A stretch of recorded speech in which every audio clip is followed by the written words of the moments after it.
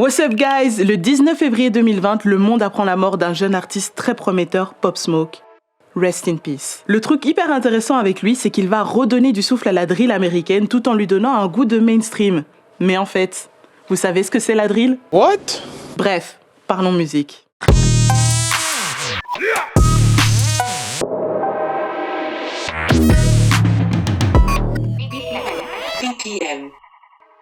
Le son drill est né vers 2010 dans les quartiers défavorisés de Chicago. On reconnaît ce rap par son contenu violent, un rythme sombre avec une touche de trap. Son rythme tourne autour des 70 battements par minute, comme ici.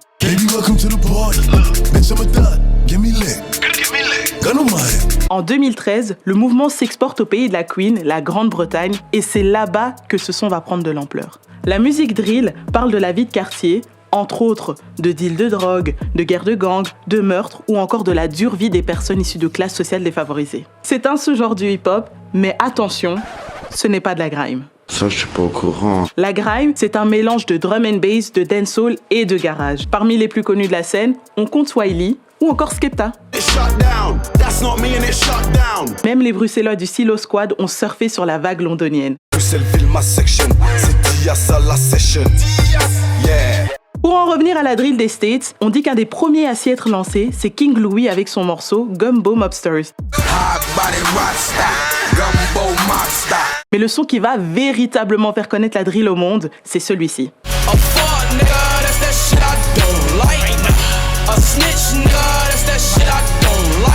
La drill, c'est pas un truc 100% anglais, mais en se réappropriant le style, ils ont fini par apporter une nouvelle rythmique et une nouvelle identité qui mêle argot britannique, africain et caribéen. Les gars, la scène UK drill est très chaude. Tout commence en 2013 avec le pionnier Styx.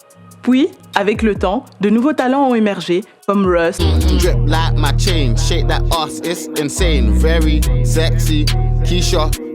La Vida Loca, Eddie One, le duo Abigail, Ivory Doll ou encore Pounds. Mais la drill, ce n'est pas un conte de fées. À un moment, la police anglaise a demandé à ce qu'on arrête de diffuser cette musique car elle fait l'apologie de la violence et elle pousse les gens à commettre des actes criminels. Et sous la pression de la police, YouTube va même supprimer plusieurs vidéos de drill. Ça rappelle par exemple un groupe comme NWA qui a aussi été en conflit avec la police américaine et le morceau Fuck the Police exprime parfaitement ces tensions. Et puis à mon avis, essayer de boycotter cette musique va juste créer plus de frustration pour les artistes qui essayent simplement de s'exprimer à travers leur art.